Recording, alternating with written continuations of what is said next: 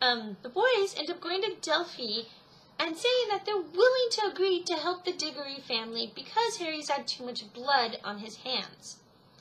They take the time turner from Harry. All those little shenanigans. What do boys get into but shenanigans? And they go and prevent Diggory from completing the first task. Very intelligent, boys. Very intelligent. All of their parents are worried because the kids have gone missing, which makes me wonder if they're at Hogwarts or at home or where they are. All I know is the parents are worried, all of them. The boys are discovered outside of Hogwarts. Albus breaks an arm because something about the prototype time turner is crappier than a normal time turner. Harry is pretty much trying to force Albus to stay away from Scorpio. The things that have been changed because of those little shenanigans with messing around with time is Ron is now married to Padma. Hermione is now a teacher at Hogwarts. Albus is in Gryffindor. So the boys decide after seeing this, well, hey, we're still friends. Why can't we be friends? Let's go back and fix this. And instead of, you would think, a brilliant idea would be go and fix the mistake you just made. No, the boys go back and mess Cedric up from completing the second task. Makes no sense, guys. I don't understand that time shenanigan thinking, but whatever. They are like 12, 13-year-old boys. They're gonna think that way. Harry realizes right around this time that it was wrong to keep them apart. For some reason, they're friends and they just need to be friends. So he goes with both Ginny and Draco to try and talk to them. The boys, of course, ruin Cedric from completing the second task. Scorpius comes out of the lake, which is the main point in the second task, if you guys remember, but not with Albus. Oh, where's Albus? Find out, Umbridge comes, since for some reason she's the head mistress of Hogwarts. Pretty much tells him, hey, there's been no Harry Potter at the school, or no Potter period at the school, because Harry died trying to attack Voldemort in the last book. And she's like, hey, Scorpius, you're like the prominent family, you're like super awesome, you're amazing, but you can't ruin Voldemort Day. And the whole Hogwarts, everything bad, like everything Voldemort wanted is true. Like Muggle-borns being tortured, death camps, tons of bad stuff. Like, it's not a fun place to live. You just don't want to live there. In this time, Draco is the head of magical law enforcement. He took Harry's job. Whoa, what is that? They get into a giant fight, Draco and Scorpius, and pretty much Scorpius tells him, hey, Mom saw good in you. What's going on? You're not being a good guy. And Draco says, well, you're like your mother. There's light in you, and I don't know how it got there, but he kind of hints that he respects his son for that, which, amazing, awesome. I like that Draco's showing some good in him. Perfect, J.K. Rowling. One good thing about this play.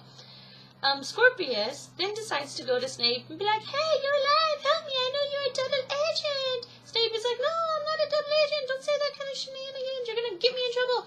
And doesn't believe him, and then finally he's like, well, wait, you know way too much about the past, and you shouldn't. So, like, what's going on here? So he believes him.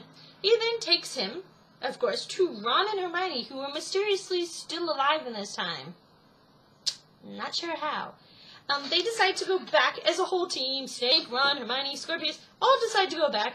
They fix the first task, and then when they come back in time, Ron breaks his leg because of the crappy prototype time turner that the boys have. Okay, if you guys are going to have a time turner, like, don't use a shanky ghetto one, like, find a better one. Like, I understand if that's the only one around, but come on, like, don't use a ghetto time turner for your adventures, you guys.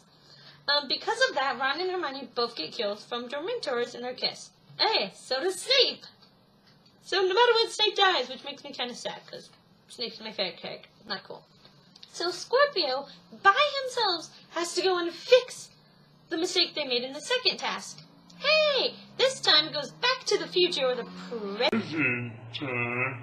And both Albus and Scorpio come out of the lake this time. Yeah.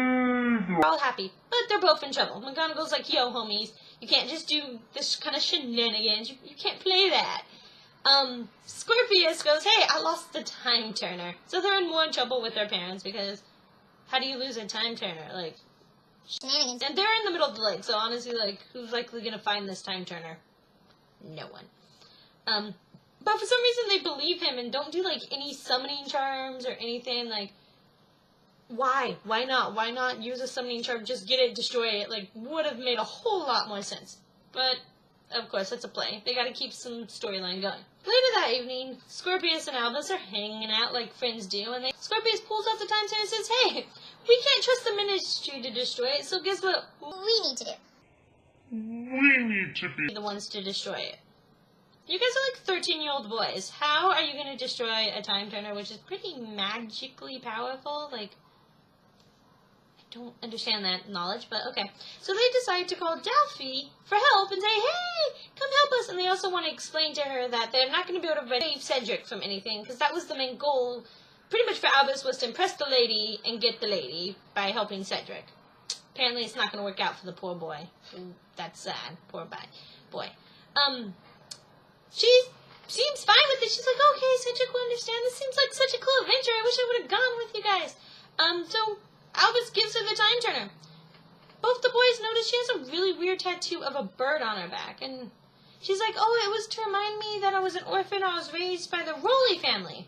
Okay, if she's Cedric's, or if she's Amos's niece, why, not to be mean, would she have been raised as an orphan? Like, I couldn't see that family letting her be raised as an orphan. Like, I just couldn't.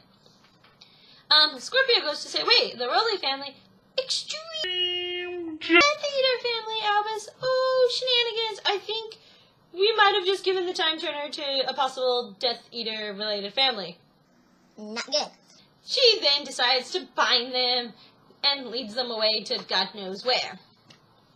That you know if they're still in the castle, because for some reason they're just allowed to come and go from school whenever they please. Like, even Harry couldn't just come and go that much from school. For some reason, Harry, my son, Albus, is going to be taken by Voldemort.